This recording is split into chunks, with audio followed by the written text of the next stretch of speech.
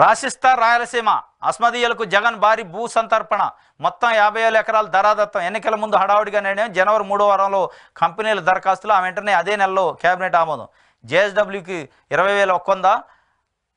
ఇండోసోల్కు 24,750 ఎకరాలు ఫిబ్రవరిలో ఉత్తర్వులు ఆ వ్యవహారం అంతా అత్యంత రహస్యం పర్యావరణ అనుమతులు లేకున్నా గ్రీన్ సిగ్నల్ భారం పడేలా విద్యుత్ కొనుగోలుకు ఓకే రాసిచ్చిండు రాయలసీమని ఎవరికి రాసిచ్చిండు రాసిస్తా రాయలసీమ అని జగన్మోహన్ రెడ్డి రాసిచ్చిండు అంటాడు మరి ఇది ఏడ రాసిచ్చిండు ఏం కాగితం ఉందో ఇది ఉట్టిగా వేయటమే బట్ట కాల్చి మీదేసే కార్యక్రమం రాసిస్తానండట మరి ఆ రాసిచ్చింది ఎట్లాగో మీరు అధికారంలోకి వస్తా అంటున్నారు ఎన్డీఏలో ఉన్నారు మరి రాసిచ్చిందని బయటికి తీస్తే అయిపోయి ఏముంది అందులో తర్వాత ఎన్డీఏ భాగస్వామి ఏడ లేకపోయినా ఆడ ఎన్డీఏ అయితే ఉంటుంది అంటున్నారుగా మోడీయే మళ్ళీ అధికారంలోకి వస్తాడంటున్నారుగా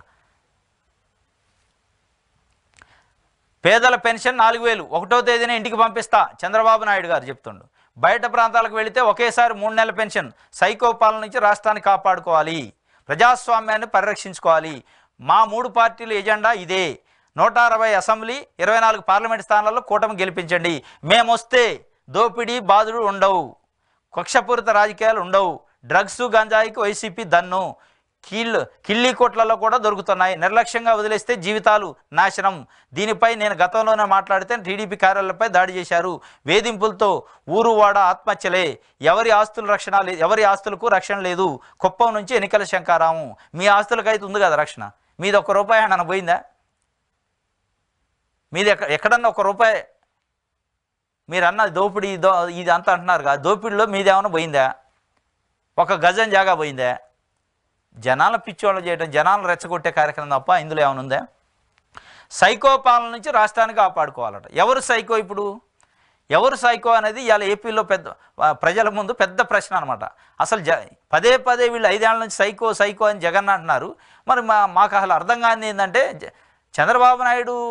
మైండ్ ఏమైనా జడదా అనేది జనం అనుకుంటున్నారు ఎందుకంటే 2018లో ఇదే మాట మాట్లాడు నల్ల సొక్కాలు వేసుకొని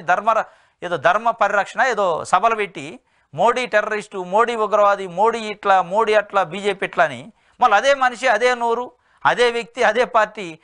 4 ఏళ్లలోనే మారింది మరి ఎవరు సైకో అనుకోవాలి సైకోతనం ఎవరికి ఉంది ఎవరికి మతిపార్పు వచ్చింది ఎవరు సైకో లేక బిహేవ్ చేస్తున్నది ఇలా ఏపీలో ఉన్న ప్రజలు అనుకుంటున్నారు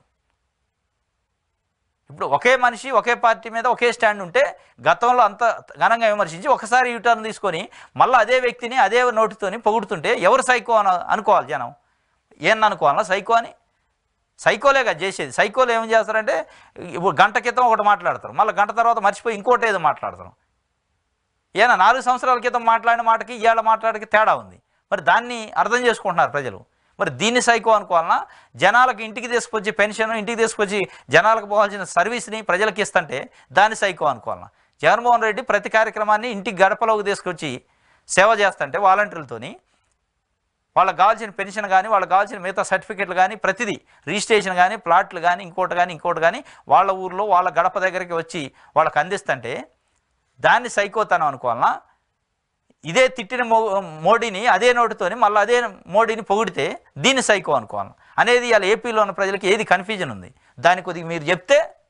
చంద్రబాబు నాయుడు గారు ఏమైనా చెప్తారేమో దీన్ని అనుకోవాలన్నా దాన్ని అనుకోవాలన్నది మాకు డౌట్ ఉందని ప్రజలు అడుగుతున్నారు చంద్రబాబు నాయుడు గారు ఆ సైకోతనానికి ఏందో ఎక్స్ప్లెనేషన్ ఇస్తే ఎందుకు నేను ఆ సైకోతనం చేయాల్సి వచ్చింది 2018లో విమర్శించినా ఇప్పుడు మళ్ళీ పొగిడినా ఎందుకు ఆ సైకోతనాన్ని బిహేవ్ చేయాల్సి వచ్చింది అనేది వాళ్ళు కోరుకుంటున్నారు నువ్వు చెప్పాలని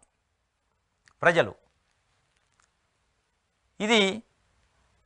మా కూటమి గద్దెనెక్కితే ప్రజాస్వామ్యం మీద దాడి ఉండదు వ్యవస్థల నిర్వీర్యం ఉండదు నమ్మకం భరోసా ఇచ్చే పాలన మా కూటమిలో సాధ్యం మా కూటమి గద్దెనెక్కితే ప్రజాస్వామ్యం మీద దాడి ఉండదు ప్రజాస్వామ్యం మీద దాడి ఉంది మోడీ గవర్నమెంట్ వల్ల మోడీ వల్ల 10 సంవత్సరాల నుంచి మోనార్కిజం చేస్తాడు ప్రజాస్వామ్య వ్యవస్థలపైన దాడి చేస్తాడని ఇదే ఆంధ్రజ్యోతి పత్రికలో కదా రాసింది మీ కూటమి వస్తే మీ కూటమిలో బీజేపీ ఉందిగా ఎట్లా ప్రజాస్వామ్యం మీద దాడి ఉండదు వ్యవస్థలు నిర్వీర్యం చేస్తాడు అని మీరు రాస్తారు ఇదే ఆంధ్రజ్యోతి 3 రోజుల క్రితమే వ్యవస్థలు నిర్వీర్యం చేసిండు భయపడే చంద్రబాబు నాయుడు గారు పొత్తుకుపోయిండు వ్యవస్థలు నిర్వీర్యం చేసి మోడీతో పెట్టుకోవడం ఎందుకు ఆయనతో సఖ్యతగా ఉంటేనే బెటర్ అని పోయిండట జనం కోసం పోలే ఈయన కేసుల కోసం సఖ్యతగా ఉంటానికి పోయినట్టు రాసిండు స్పష్టంగా నమ్మకం భరోసా ఇస్తారట ఏమి నమ్మకం ఇస్తావు నీకే నమ్మకం లేక ఒకసారి తిడితే ఒకసారి పొగిడితే నువ్వేమి నమ్మకం ఇస్తావు జనాలకి